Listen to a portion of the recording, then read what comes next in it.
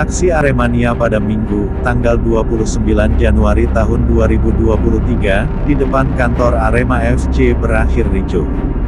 Dilansir bolasport.com dari kompas.com, aksi ini adalah lanjutan dari aksi Arema Malang bersikap pada tanggal 15 Januari tahun 2023. Massa menuntut kembali keadilan untuk 135 orang korban tragedi Kanjuruhan. Menurut mereka, manajemen Arema FC terkesan pasif. Aksi mereka diawali dengan puluhan orang yang berkumpul kurang lebih 100 meter dari kantor Arema FC. Massa bergerak pada pukul 12.20 ke kantor Arema FC, kemudian melakukan orasi. Setelah melakukan orasi, ketegangan mulai terjadi antara massa dan pihak keamanan. Awalnya massa datang jalan terus ketika di depan kantor langsung maju seolah-olah bikin ricuh. Kemudian dari belakang langsung menyerang dan melakukan pelemparan berupa batu, paving, bom smoke dan mercon, petasan, kata seorang saksi kepada kompas.com. Manajemen Arema FC mempertimbangkan untuk membubarkan tim. Ini dikarenakan klub berjuluk Singo Edan itu menjadi sasaran kebencian berbagai pihak pasca tragedi Kanjuruhan. Rencana itu disampaikan Tatang Dwi Arifianto, selaku Komisaris PT Arema Aremania Bersatu Berprestasi Indonesia PT AABI, setelah pecahnya kericuhan di kandang Singa alias kantor Arema FC, tanggal 29 Januari tahun 2023, siang WIB. Kantor Arema FC mengalami kerusakan setelah pecahnya demonstrasi yang digagas Aremania. Ricuh dan bentrok antar sesama pendukung terjadi di mana beberapa orang dikabarkan luka-luka. Tentu kami merespon atas insiden ini. Direksi dan manajemen berkumpul, membicarakan langkah berikutnya seperti apa. Jika sebelumnya kita memikirkan banyak masyarakat Malang yang hidup dari sepak bola utamanya Arema FC, seperti UMKM, pedagang kaki lima, sampai usaha kecil lainnya, kata Tatang dalam rilisnya di Bukit Senin, tanggal 30 Januari tahun 2023.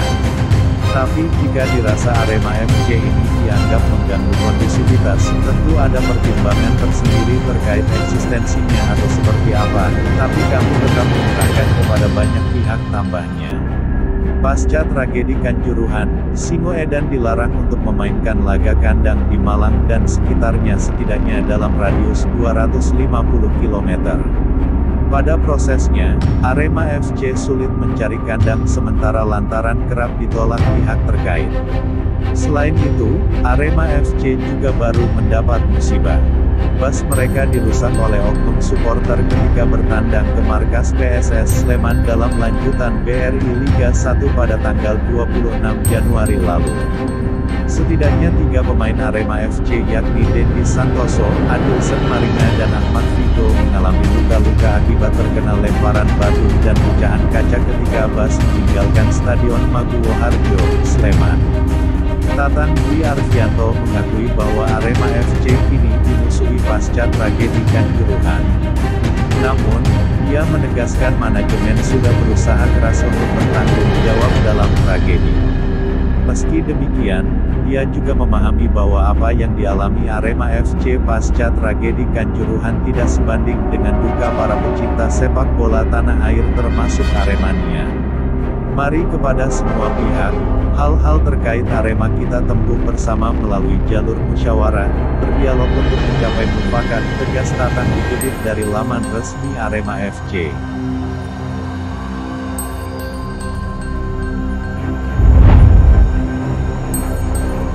Dikaitkan dengan Persebaya Surabaya, ini respons Tiraton Bunmatan pemain terbaik Piala AFF 2022.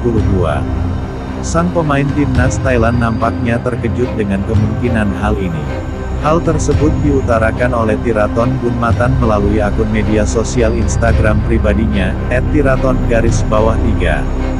Dia merespons sebuah unggahan dari seorang warganet pendukung Persebaya Surabaya, @tintajuna. Akun @tintajuna mengunggah sebuah editannya ke media sosial Instagram. Dia mengedit sosok Tiraton dengan kostum Persebaya Surabaya. Dalam unggahan tersebut, dia mengutarakan harapannya agar baju hijau, julukan Persebaya, bisa menggait seorang pemain dari Asia Tenggara. Sosok yang disukainya adalah Thirathon Bhuntmatan, kapten timnas Thailand yang dinobatkan sebagai pemain terbaik di Piala AFF 2022 lalu.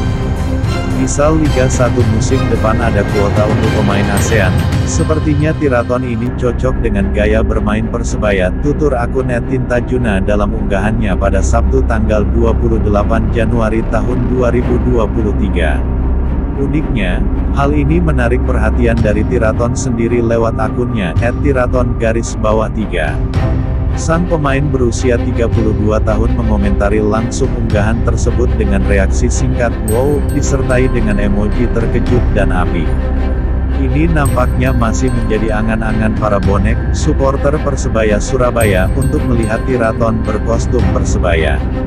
Namun dari reaksinya, nampaknya Thirathon akan menyambut baik jika ada tawaran bermain untuk klub kebanggaan masyarakat Surabaya tersebut.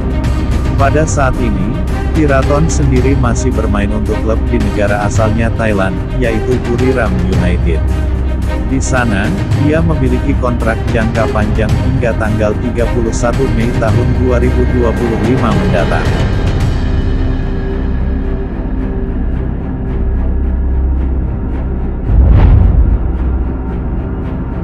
Bek Persebaya Surabaya, Rizky Ridho, menjelaskan jika dia siap berkarir di luar negeri jika ada tawaran. Seperti diketahui, rekannya sesama pemain tim Bajul Ijo yakni Marcelino Ferdinand memilih untuk abroad. Marcelino saat ini sudah berada di Belgia dan dikabarkan menjalani trial dengan tim Agen.